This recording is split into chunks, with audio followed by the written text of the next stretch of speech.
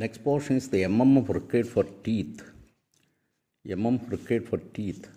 അപ്പോൾ നമ്മൾ പിന്നെ ഈ മൊത്തം MMF എന്ന് പറയുന്നത്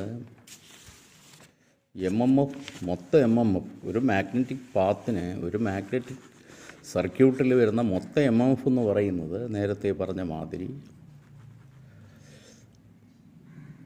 ഈ ഗ്യാപ്പിൽ വരുന്ന MMF പ്ലസ് ഈ പോർഷൻ ടൂത്തിൽ വരുന്ന MMF ടൂത്ത് പിന്നെ അയൺ പോർഷനിലെ MMF എന്ന് പറഞ്ഞാൽ ഇതെല്ലാം യൂണിഫോം റിലക്റ്റൻസ് ആയതുകൊണ്ട് പ്രശ്നമില്ല. ഇത് പിന്നെ അയൺ പോർഷനാണ് ഇതെല്ലാം.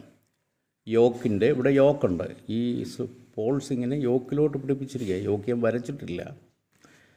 അല്ലെങ്കിൽ ഇവിടെ നോക്കുകയാണെന്നുണ്ടെങ്കിൽ നോക്കണം, ഇതിൻ്റെ ആ സ്റ്റേറ്റർ കോർ ഇതെല്ലാം അയണാണ്. ഒരു പാത്ത് നമ്മൾ നോക്കുകയാണെങ്കിൽ ട്രാവേഴ്സ് ചെയ്യുകയാണെങ്കിൽ ഇത് ഇത്രയും അയൺ പാത്താണ്. അത് കഴിഞ്ഞാൽ ഇത് യൂണിഫോം അയൺ പാത്താണ്, ഒരേ മെറ്റീരിയൽ. ഇതിനകത്ത് ഇവിടെ രണ്ട് എയർ ഗ്യാപ്പ് ഉണ്ട്. ഒരു എയർ ഗ്യാപ്പ് ഇവിടെ ഉണ്ട്, ഒരു എയർ ഗ്യാപ്പ് ഇവിടെയുണ്ട്. പിന്നെ വരുന്ന ടൂത്ത് പോർഷനാണ്. അപ്പോൾ അങ്ങനെ ഈ ടൂത്ത് പോർഷനിലെ എയർ ഗ്യാപ്പ് ഇവിടെയും ടൂത്ത് പോർഷനിലെ MMF ഇവിടെ ഈ ടൂത്ത് പോർഷനിലെ MMF. അപ്പോൾ ടൂത്ത് പോർഷനിൽ MMFും സ്ലോട്ട് പോർഷനിൽ MMFും കണ്ടുപിടിക്കുക എന്നുള്ളതാണ് ഇച്ചിരി അല്പം കോംപ്ലിക്കേറ്റഡ് ആയിട്ടുള്ളത്. ടൂത്ത് പോർഷൻ എങ്ങനെയാണ് ഇരിക്കുന്നത്? അപ്പം എയർ ഗ്യാപ്പിൽ MMF കണ്ടുപിടിക്കുന്നത് the determination of MMF in the air gap is complex because of the fact that one or more surfaces around the air gap may be slotted. Slip ring induction motor ആകുമ്പോഴത്തേക്ക് അത് രണ്ട് വശവും സ്ലോട്ടഡാണ്. മറ്റത് synchronous മെഷീനോ DC മെഷീനോ ആയിക്കഴിഞ്ഞാൽ ഒരു surface സ്ലോട്ടഡാണ്. അപ്പോൾ സ്ലോട്ടിങ്ങിൻ്റെ effect എന്ന് പറയുന്നത് we are consider the gap contraction factor into account. അത് വെച്ച് നമ്മൾ 800,000 kg/BG × LG എന്ന് പറയുമ്പോൾ നമുക്ക് അവിടുത്തെ MMF കിട്ടും. അതേപോലെ സെയിം തന്നെ ഇവിടുത്തെ MMF രണ്ട് എയർ ഗ്യാപ്പിൽ × 2 എടുത്താൽ മതിയല്ലോ. ഇനി ഈ അയൺ പോർഷനിൽ എടുക്കുമ്പോൾ ഇനി തണ്ട് ഈ slotting along the tooth how you calculate the MMF. ബാക്കി ഈ അയൺ പോർഷനിലെ MMF ഒറ്റയടി കണ്ടുപിടിക്കാം. ആ പാത്തിൻ്റെ ലെങ്ത് എടുക്കുക, എന്നിട്ട് നമുക്ക് കണ്ടുപിടിക്കാൻ പറ്റും. നേരത്തെ പറഞ്ഞതാണ്. അതുപോലെ ഈ അയൺ പോർഷൻ്റെയും BH കർവിൽ നിന്നൊക്കെ നമുക്ക് ലെങ്തും ഒക്കെ എടുത്തതിന് ശേഷം MMF റിപ്പീറ്റർ ലെങ്ത് എടുത്തിട്ട് മൾട്ടിപ്ലൈ ചെയ്താൽ മതി. ലെങ്ത് ഓഫ് ദ മാഗ്നറ്റിക് പാത്തും ഉണ്ട്. നമ്മൾ മൾട്ടിപ്ലൈ ചെയ്യുമ്പോഴത് ടോട്ടൽ MMF കിട്ടും ഓരോ പാത്തിലും.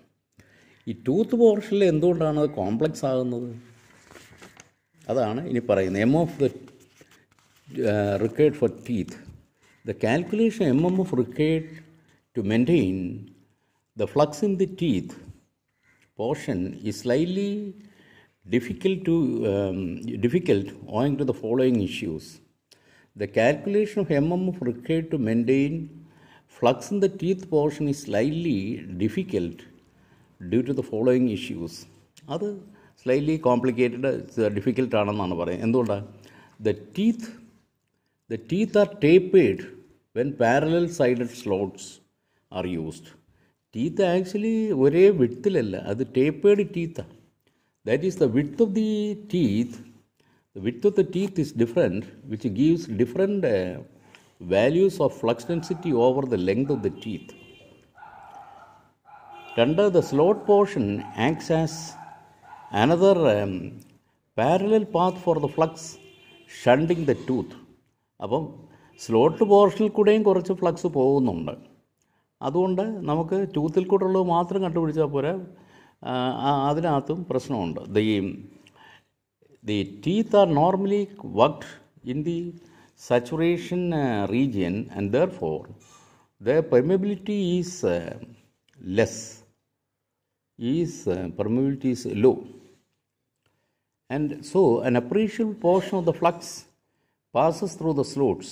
ഇത് നമ്മൾ പാരൻ്റ് ഫ്ലക്സ് ഡെൻസിറ്റി ഒക്കെ പറഞ്ഞ കാര്യമാണ്. The presence of two parallel paths, the reluctance of one part depending on the degree of saturation in the other makes the problem intricate, കുറച്ചുകൂടെ കുഴഞ്ഞു മറിഞ്ഞതാക്കുമെന്നാണ് ഇൻട്രിക്കേറ്റ്. അപ്പോൾ ഇത് ഈ രണ്ടാമത്തെ പോയിൻ്റ് അപ്പാരൻറ്റ് ഫ്ലെക്സിബിലിറ്റി പറഞ്ഞപ്പോൾ പറഞ്ഞ കാര്യമാണ്. എന്തുകൊണ്ടാണ് ടീത്ത് ടേപ്പേഡ് ആകുന്നത്? ടീത്ത് ടേപ്പേഡ് ആകുന്നത്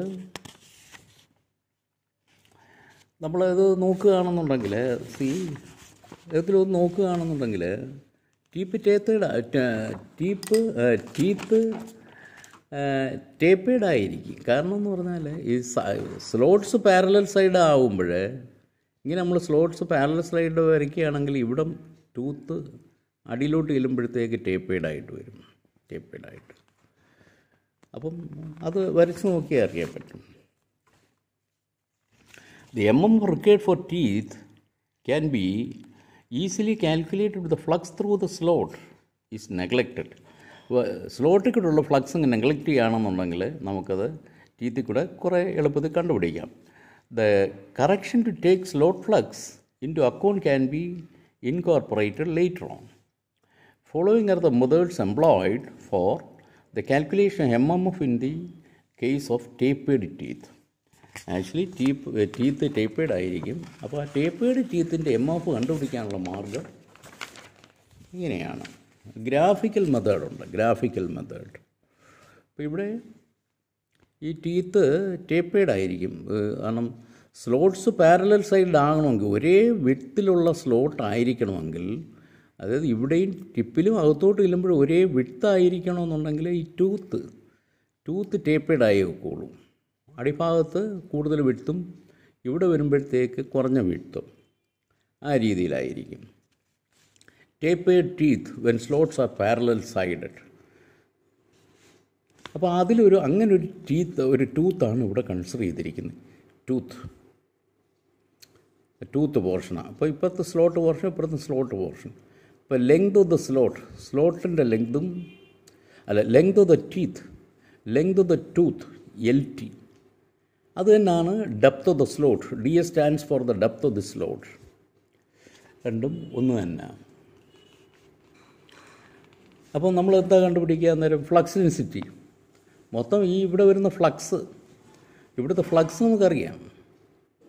ഒരു ടൂത്തിൽ വരുന്ന ഫ്ലക്സ്, മൊത്തം ഫ്ലക്സ് ഡിവൈഡ് ചെയ്ത് പോകും. ഒരു 9 ടൂത്ത് ഉണ്ടെന്നുണ്ടെങ്കിൽ 9 ടൂത്തിലായിട്ട് ഡിവൈഡ് ചെയ്ത് പോകും ഒരു പോളിൻ്റെ കീഴിലുള്ള ഫ്ലക്സ്. അപ്പോൾ ഇവിടുത്തെ ഫ്ലക്സ് അറിയാം.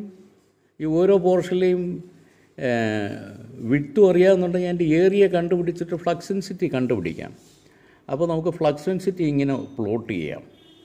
The flux density distribution can be plotted along the length of the tooth. അപ്പോൾ അതിങ്ങനെ വരും. ഇവിടെയാണ് മാക്സിമം ഫ്ലക്സ് ഡെൻസിറ്റി വരുന്നത്. എന്തുകൊണ്ടാണ്? ഇവിടെ വിഡ്ത്ത് കുറവാണ്.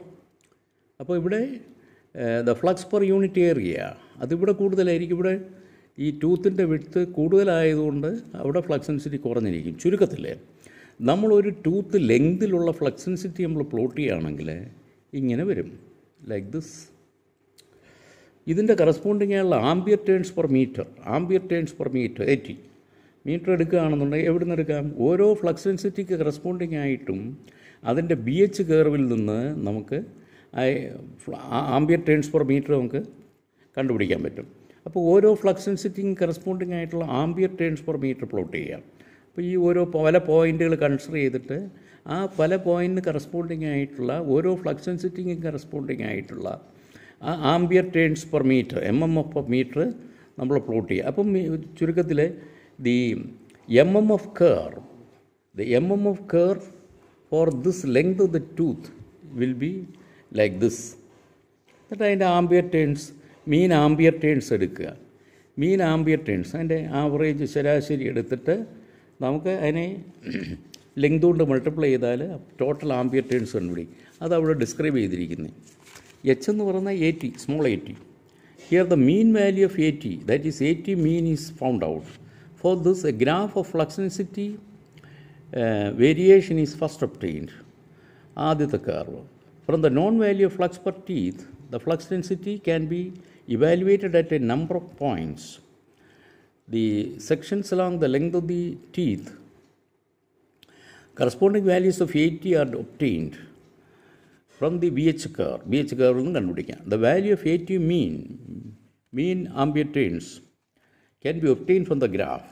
അപ്പോൾ ഇത് ഇങ്ങനെ ഡിസ്ട്രിബ്യൂഷൻ ആയി കഴിഞ്ഞാൽ ഇതിൻ്റെ മീൻ വാല്യൂ നമുക്ക് കണ്ടുപിടിക്കാൻ പറ്റും. ഇങ്ങനൊരു ഗ്രാഫ് ഉണ്ടെങ്കിൽ അതിൻ്റെ മീൻ 80, അതിൻ്റെ മീൻ 80 ആവറേജ് അങ്ങനെ കണ്ടുപിടിച്ചാൽ അത് ശരാശരി അതായി എടുത്തുകൊണ്ട് then the total MMF required for the teeth എന്ന് പറയുന്നത് total ambient turns required for the teeth is mean ordinate, അതായത് മീൻ ആംബിയന്റ് ടേൺസ് 80 മീൻ, ഈ കിട്ടിയിരിക്കുന്ന 80 മീൻ, ഈ 80 മീൻ into length of the tooth. അപ്പോൾ അങ്ങനെ നമുക്ക് ഈ ടൂത്ത് പോർഷനിലെ ആംബിയന്റ് ടേൺസ് കണ്ടുപിടിക്കാം. അതല്ലെന്നുണ്ടെങ്കിൽ the 3 ordinate method Simpsons rule അനുസരിച്ച് this method is based on the assumption that the curve AT versus flux density is a parabola. അപ്പോൾ ഇത് പരാബോളിക് ആണെന്ന് ഇവിടുന്ന് ഒരു ടൂത്ത് വിഡ്ത്താണ്. സിംപ്സൺസ് റൂൾ നമുക്ക് അപ്ലൈ ചെയ്യാം. 3 ഓർഡിനേറ്റ് മെത്തേഡ് സിംപ്സൺസ് റൂൾ. അപ്പം tooth length കാണിച്ചിട്ടുണ്ട്. ഇനി ആ ടൂത്ത് ലെങ്തിലുള്ള ഈ ആംബിയന്റ് ടേൺസ് മാറുന്നത് പരാബോളിക്കായിട്ട് അസ്യൂം ചെയ്തിരിക്കുക. നേരത്തെ നമ്മൾ കണ്ടല്ലോ ആ കർവ് ഇങ്ങനെയാണ്. അപ്പോൾ അതൊരു പരാബോളിക് കർവായിട്ട് എടുത്തിരിക്കുക. പരാബോളിക് കർവായിട്ട് എടുക്കുമ്പോൾ നമ്മുടെ ഇവിടുത്തെ 81ഉം ആംബിയന്റ് ടേൺസ് ഈ ഇതിൻ്റെ റൂട്ടിലെ ആംബിയന്റ് ടേൺസ് 81ഉം ഇത് ടിപ്പിൽ 83യും മിഡിൽ അത് 82 ആയിട്ട് എടുക്കുകയാണെങ്കിൽ by Simpson's rule the mean value of 80 is given by 80 mean equal to 81 + 482 + 83 divided by 6. ഇതാണ് സിംപ്സൺസ് റൂൾ. അപ്പോൾ ഇങ്ങനെ പരാബോളിക് ആണെന്നുണ്ടെങ്കിൽ ഇത് താഴത്തെ 81, ഇത് 83, ഇത് മീൻ 82 മിഡിലിലെ. അങ്ങനെയാണെന്നുണ്ടെങ്കിൽ the mean ambient turns is given by 81 + 482 + 83 നടുക്കലത്തെ 482 ഡിവൈഡ് ബൈ 6. 4ഉം 2ഉം 6, 4 1 5 1 6. അപ്പോൾ 6 ആംബിയന്റ് ടേൺസ് എടുത്തുകൊണ്ട് അതിൻ്റെ ആവറേജ് എടുക്കുന്നത് divide by 6. where 81, 82 and 83 are the values of 80 at the 3 sections as shown. അപ്പോൾ അങ്ങനെ നമുക്ക് കണ്ടുപിടിക്കാം. അടുത്തൊരു മെത്തേഡുണ്ട് 81/3 മെത്തേഡ്. അത് വേണ്ട.